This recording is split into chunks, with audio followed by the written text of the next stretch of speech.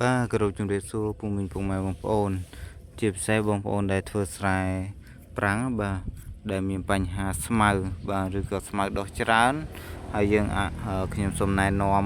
ផលិតផលមួយគឺឃុំ3សម្រាប់7ដែលមានតួនាទីឃុំផងសម្រាប់ផងបាទហើយយើងប្រើបាន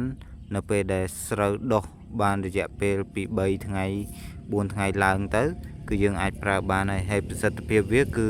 សម្រាប់ស្មៅបានច្រើនប្រភេទទាំងស្មៅវល្លិទាំងស្មៅវល្លិបែបនេះទាំងស្មៅចិញ្ចៀនបាទបានស្មៅផ្សេងទៀតបាទ